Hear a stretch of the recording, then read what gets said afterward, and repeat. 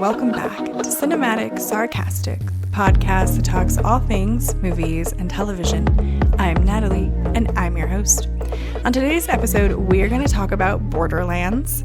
I am just as shocked as you. Now, I will say, right out of the gate, I have not played this game very much. I think I've kicked around in it maybe for a couple of hours. I certainly am not a giant fan, and I certainly cannot go into this saying anything about the game or what I was expecting in terms of the film. So we're starting there. Now, I will say this movie earned every bit of that 7% Rotten Tomatoes score that it's hanging out at right now. Now, I will say that is the critic score. I don't necessarily take the critic scores very seriously. I think the audience score is hovering somewhere in the 50% range. But it was that 0% debut that got me to buy tickets to this movie in the first place. Otherwise, I was not interested. I was not planning to review it. I was not planning to see it. But when it comes out with that much of a dumpster fire score, I kind of have to. I feel like it's a duty to go see terrible, terrible films. Now, I've only seen bits and pieces of Madam Web. I don't even know that I would put Madam Web in the same category as this one. It's hard to compare Borderlands to anything because I don't really know that I have seen a movie within the last 20 years that reminds me of this one. I think a friend of mine had asked how it compares to like Battlefield Earth, and it's been a while for me since I've seen Battlefield Earth. But at the time when that movie came out, I remember thinking it was moderately entertaining, whereas Borderlands I did not even find moderately entertaining. So we're going to jump into it. Now, I know the biggest sort of issue that a lot of the fans had was the casting choices for this film. A lot of the characters have been significantly aged up. I think the only one who hasn't been is Tiny Tina, and that is played by Ariana Greenblatt. I really like Ariana Greenblatt, and of everyone in the film, I think that Ariana and Cate Blanchett probably did the most with their characters of anyone. I think both of them at least made an attempt to do something similar to the characters in the game, but I don't know that it did very much in terms of helping the movie overall. I will say, I think that the casting choices, if you are going to see this film, are going to be the least problem of anything going on here. Like, the CGI effects are pretty terrible. There are a couple of moments that sort of surprised me. There was one with like Cate Blanchett where she's driving in a vehicle and it does this sort of surround of her, or like this camera pivot around the side of the vehicle, and you can tell that they've just CGI'd like her head where it should be, and it just looks so silly. And I'm like, I don't understand why you couldn't have done that differently, or I don't know. I feel like at $100 million, which in today's standards, in Hollywood standards of making a film, $100 million doesn't really seem like a lot. But with Star Wars Acolyte having like 180 million, I personally would probably put these together in the same sort of realm of like, you have no business spending that much money to make something this terrible. I think maybe the little robot was the most fun of the entire thing. I didn't necessarily understand all of his like references and jokes, but I did think that he was pretty cute. I think the little popcorn bucket of the robot is adorable as hell. But I don't know if Claptrap is enough to make this movie enjoyable overall.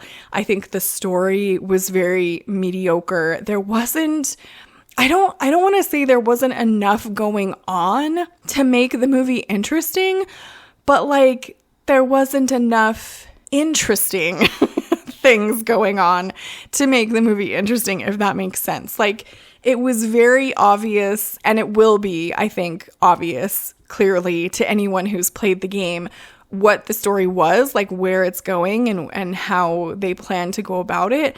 And so really at that point, the only thing that you have left is spending time with the characters in order to have some sort of connection with them to where you care about what they're doing. Now, this movie, I think, only clocks in at about an hour and 45 minutes. Feels longer. It feels so much longer while you're watching it. But I don't know that that was enough time, given kind of how much ground they cover here. I hesitate there because I'm not sure if that's really the problem, but I did not care about any of these characters, not a single one. Like, I liked Cate Blanchett. I enjoyed her character. Ariana Greenblatt's Tiny Tina was slightly confusing because we see her at the beginning of the film and she seems normal, and then we see her what would be in the film 2 months later and she's like a psychopath. So there's a little bit of a disconnect there in terms of like why it's so drastically different, the two characters that you see that's like the same person, but they're clearly very different in terms of how they present in the film. So I'm not sure exactly what the purpose of that was, or I feel like maybe they should have just cut out that first initial scene and just sort of like expositioned it, which this movie has a ton of exposition. So the entire setup pretty much is just nothing but exposition, which is fine because, you know, it's Cate Blanchett exposition, so that's not horrible.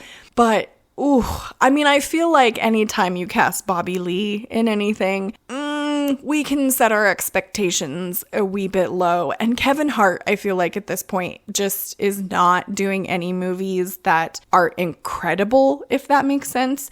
So, you know, I would think if you are interested in the Borderlands film, go in with very low expectations. And then you maybe won't be as disappointed. I think the director said to go in and turn your mind off and then you'll have a good time. I don't know that I am capable of turning my mind off. Like, that is not a skill that I have. I certainly don't think I could really shut it off as much as it needs to be shut off to enjoy Borderlands. Like, this, the entire time, the only thing I could think was like, a lot of these actors are either just collecting a paycheck or just doing stupid shit for fun. You know, like Cate Blanchett, in my eyes, deserves way better than this movie. And so does Ariana Greenblatt. You know, I really like her. I really think that she has the ability to do some great things. Like, her career, in my opinion, is just starting. And Borderlands, to me, is something that could definitely kill a career. It's not something that I would like put on my resume, for instance, and say like, ooh, I did Borderlands, hire me for a job. I think that this was a misstep for at least Ariana Greenblatt. You know, you look at someone like Jamie Lee Curtis, Cate Blanchett, Kevin Hart, they have quite a bit of things under their belts. And at least for Jamie Lee Curtis and Cate Blanchett, you know, they've won awards. People respect them. There's not really anything that they can do in terms of like ruining their careers. But for Ariana Greenblatt, I feel like she's just sort of starting out. And I really think that this was, though a job, probably not the best choice for her in terms of career moves. But yikes. I will say, as long as you're not spending money on it, like I have AMC A-list, so I get to see a couple of movies a week, you know, for free for like my monthly whatever. If you have something like that, I would say give it a whirl.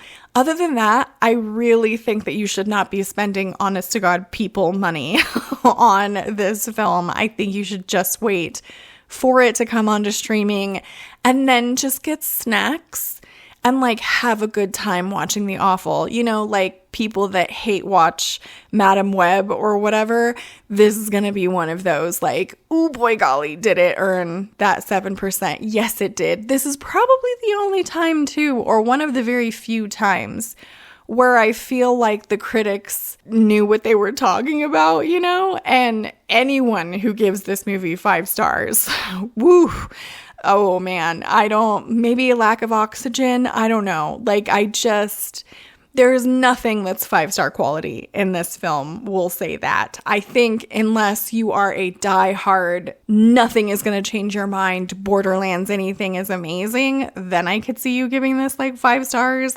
But if you're really going into it expecting something that does the game some justice or any of that nature, I think that you are going to be pretty disappointed in this one. So those are my thoughts on Borderlands. I would love to know what you guys thought if you have seen this one. Subscribe to join the Movie Nerd family, and I hope to see you in the next episode.